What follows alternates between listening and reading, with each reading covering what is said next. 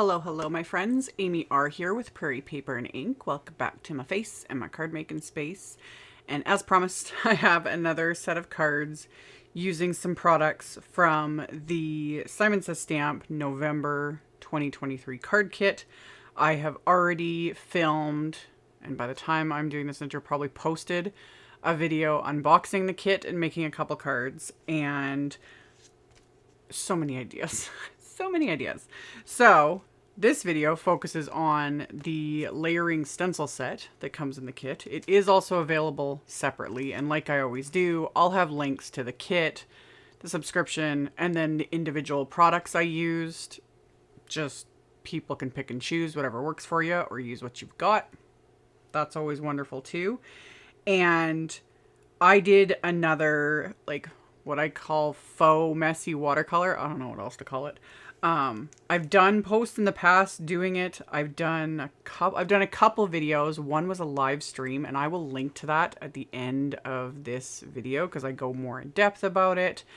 And basically it's just stamping or stenciling water reactive inks onto watercolor paper, and then you spray it with water, is just the bare bones explanation. The caveat to that is it depends on the types of inks you use, and it depends on the watercolor paper you use. So you just need to kind of experiment with what you've got, because you never know what might work. For me, what I'm finding what works the absolute best is just this Strathmore watercolor paper. Don't want it to show the glare. This is basically like student grade watercolor paper, so it's not the high-end, way more expensive stuff. For me, I find that student grade just works the best because it has more sizing in it, which just means things are going to move on it a lot more. But I used Distress Oxide inks this time just to do something different. In the live, I used Simon's Pawsitively Saturated inks and some Concord 9th inks. And again, you can check that video out. It was kind of fun to experiment with different color combos and see how those inks worked. And anyway, because I used Oxide inks, I technically could have used Ranger's watercolor paper, but even that, it's just a different sort of look. Like, I tested it out before I made these cards, and they definitely move, because it's hard to show.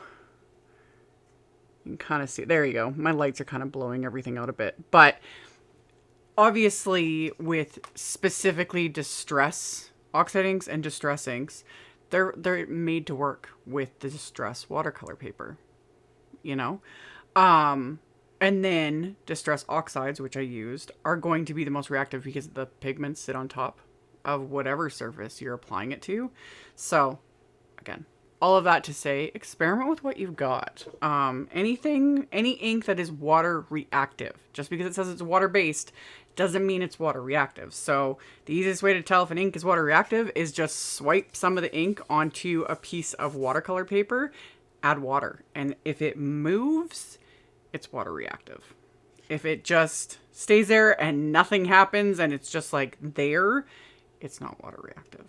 That's about the easiest test, I would say. So yeah, I did that, added some splatter, and also used some lunar paste and added a bit of bling, did some roughing up of the paper edges because I'm just obsessed with that again lately. And yeah, if you keep watching, I will show you guys exactly how I made these cards. Okay, so the first thing I did was cut down some of this watercolor paper because it comes in 9x12 sheets. So I generally always just cut it in half and then cut it in half again. So I get technically 4 card fronts per sheet, slightly bigger than that because they're 6x4.5. And usually I don't trim them down till later just because, you know, it gives me a little margin. It's depending on what I'm doing, etc., etc. So this little layering stencil set is part of the Simon Says Stamp November card kit, but it is available separately, and it's the Autumn Frame stencil set. And there's 2 stencils. There's this one that does like the base of the leaves, and then the second stencil adds the spines or the veins to the leaves. And like I mentioned, I'm using Distress Oxide inks and I'm using blending brushes, and I picked just kind of a random color combo. I didn't put much thought into it. I was just like, I want some greens and then a yellow and maybe an orangey kind of color, and then why not add an aqua color too, because it's pretty. So that said, mixing these sorts of colors together, it does create mud here and there. I am fine with that. That is, I talk about this a lot when you're, blending colors together. Colors opposite each other on the color wheel will create mud, aka they'll get very gray, very brownish, very sludge looking mud. However, when I'm doing something like this where it's leaves, I'm fine with the mud because, leaves will have a little bit of browny, splotchy spots too. So I'm letting it happen. And it does, especially because like when you're mixing like orange and the aqua color, those 100% turns into mud. I've got it going on in a couple spots. I'm fine with it. That said, because I was kind of creating mud, I am going to clean off this stencil before I do the insides. Because if you guys watch my videos, usually I will stencil the card front and then I immediately stencil the inside just to get a lighter impression, etc. But because I was working with the Oxide inks, there was a lot of ink buildup on that stencil. And I was like, no, and I need time for this to dry because I decided to use lunar paste. So there was a method to my madness.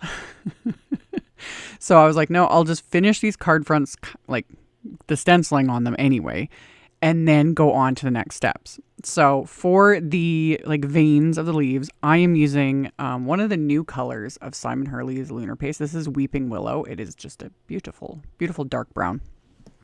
And this is going to give me some extra texture and shine. And I was pretty confident that this would work, with me spraying water and everything on top of it. I was like, it should be just fine. If you're not, again, it's one of these things where if you're just not sure what's going to happen, you can always test it out, do a little scrap rather than entire card fronts. But I was pretty sure this was going to work. So I applied it over top. I was working on my Waffle Flower grip mat. That's what was holding the cardstock in place, like I have been doing since these things came out. Just love it. And then I washed my stencils because especially with the lunar paste, you want to get your stencil cleaned off. If you either throw it in a container of water, if you don't, have a sink handy, I leave the garage and I go to the kitchen and I wash my stencils off. So wash them off to remove the lunar paste and also that excess buildup of ink on the main stencil. And then my card bases are top folding Nina Desert Storm cardstock. Put those onto my grip mat. I used my scrap Post-it tape that I've shown everyone. I keep these pieces until there is nothing left of them, but that's just to keep me from accidentally ink blending past the score line on the card. And for this first card inside, I'm not using the inks at all. I'm just kind of applying whatever was left on the brushes with a light hand. And you see, I just get that lighter impression. And then for the veins of the leaves, I'm not going to use the paste on the inside of the card. I'm going to use Ground Espresso Distress Oxide ink. So I barely swirl my brush in that. And I'm like tapping off the excess into the lid of the ink pad because I want it to be lighter. Because this is going on the inside of the card, I want to be able to write over this. I don't want that solid look, but that said, if I wasn't doing this technique, I would have just blended this onto Nina Desert Storm cardstock because Oxide inks on Desert Storm cardstock is just chef's kiss amazing. So for the second inside of the card, I needed to pull up my ink pads because there wasn't much ink transfer anymore coming off the brushes. But I did the exact same thing. I was barely tapping my brush in the ink pad, or else I was just kind of swirling whatever, again, was in the lids of the ink pad. Just to get just a teeny bit. I just need just a little bit of ink and then swirl it over that stencil to fill in all these leaves. Just, again, very, very lightly because you need to be able to write over this. So I always try to do a lighter hand on the insides of my cards, and especially with Oxide inks. I talked about this in a recent video because Oxide inks have pigments in them.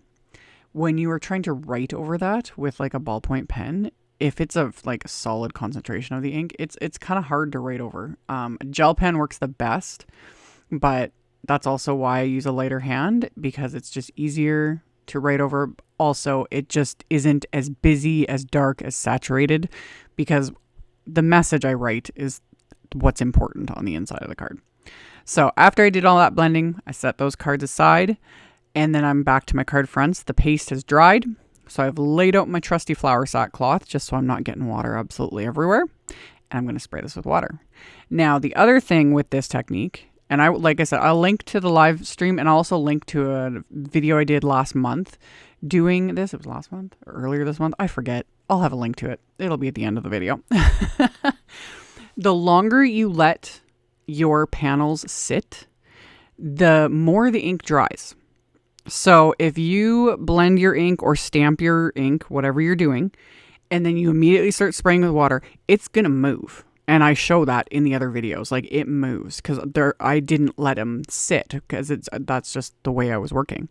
But with this, because I let it sit so that lunar paste could dry, that Oxide ink had time to dry as well. So it dries into the watercolor paper. It just dries, which is great because I didn't want these, like the full definition leaves to just disappear. Again, it's an experiment sort of a thing. You just got to test it out and see what works. But if you want to keep more of the definition and not just end up with like pools of color, let the inks dry for a bit. Also test how much water you use. I didn't spray a ton of water on these. And then having, a heat tool, heck, even a blow dryer on a low setting will work to speed up the drying process. Because again, if you've got too much going on, like too much water and everything's moving and it's just turning into a hot mess, the faster you dry it, the quicker you can like salvage it. I was making sure to really move my heat tool and not like keep it concentrated because it will cause, even though the lunar paste is dry, it will bubble. So when you're doing something like this over top of paste, you just kind of want to be aware of that you can end up overheating the paste and they can start bubbling and you can even burn them.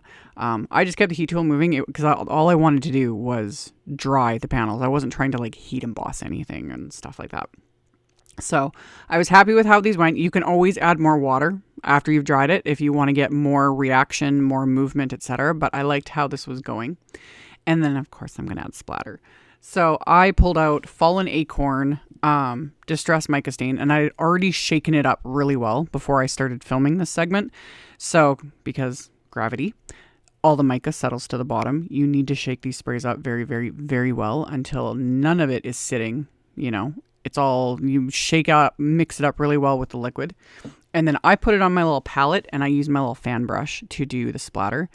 Another thing I'm going to mention is because I did the splatter on top of, and I didn't even think of it till it was too late, this specific watercolor paper, like I said in the intro, has that sizing on it. Things want to move. The mica stain doesn't really like it.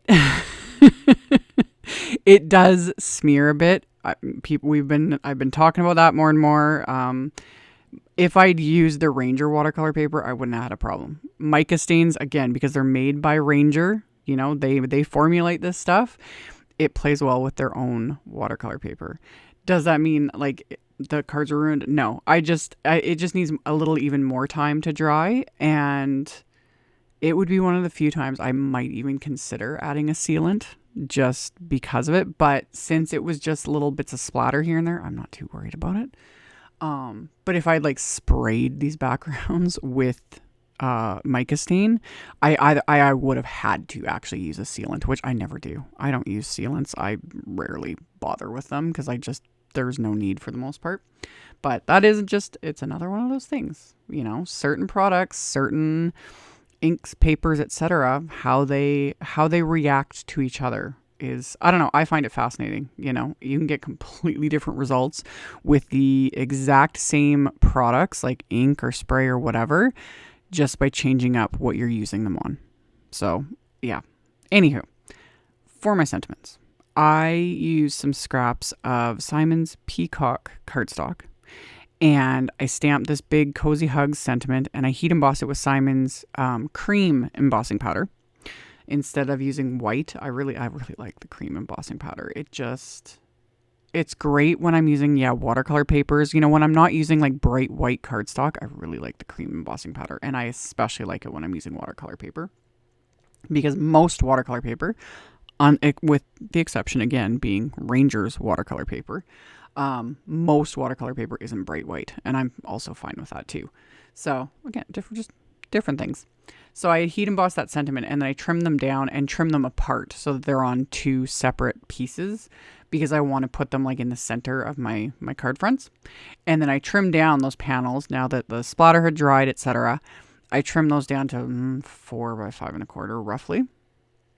And then I also trimmed down some of Simon's dark chocolate cardstock, and this is where I used my Tim Holtz distresser / thread cutter tool to rough up these cardstock edges because it's satisfying, and I love the texture it adds. It's the simplest little thing to do, and it just adds that texture, and it's amazing.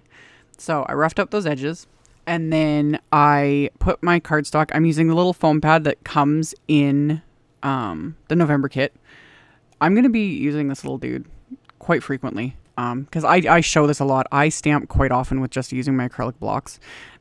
Honestly, the reason I do that is, one, I'm comfortable with it. I've been doing this for 20 years. And two, more often than not, I just don't have space on my desk to always pull out my Misty.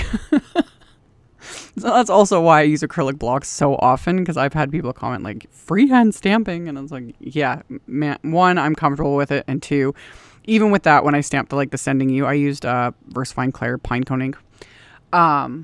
Even when I stamped that, I was like, because I was stamping directly on my finished card fronts, but if I had messed it up, I would have just stamped or heat embossed it on cardstock and then glued it on top if I had messed it up, so I had a backup plan just in case. But it stamped great. It was fine. I adhered the Cozy Hugs sentiments with just some thin foam squares. Put everything kind of on wonky little angles. Sometimes I do that intentionally. Other times I do it because, I have astigmatism in both my eyes and I'm getting older and I can't eyeball things as good as I used to. So intentionally put things on angles. It makes life easier. Or use a T-square ruler. Whatever works for you. So after I add the sentiments, I needed to add a little bit of bling. So I dug through my stash and I've got the Simon Says Stamp Orange Leaves confetti mix, kind of perfect. And then I also pulled out the Lucky Charm sequin mix because it had these kind of turquoise colored confetti as well. And I was like, perfect. And I just adhered those into place with little dabs of craft tacky glue. And yeah, that was it. I decided not to add any sentiments to the insides. I liked just the stenciling plus this sort of sentiment on the front, like Sending You Cozy Hugs. I'm like, that makes it so these cards are completely open-ended. It can be a get well card. It can be just a thinking of you card, something to send to a friend, birthday, anything really, I like that. I like having those sorts of cards in my stash that I can just grab to send out to someone and not have to, dig through and find a, very specific theme. So that's why I didn't add sentiments to the inside, because I was like, nope, this is perfect. So that was the cards. Like I mentioned in the intro, I'll have links to that live stream and the other video doing this technique at the end of this video. And then in the description box below the video, I'll have a link to my blog post. I'll link to all the supplies I used. I will have, in the blog post, it's picture links and the photos and everything. And then there's always the supply list with links to everything. So you can check that out below if you're interested. Thank you all so very much for watching, thumbs upping, commenting, subscribe if you haven't. And I'll see you guys very soon in the next one. Bye.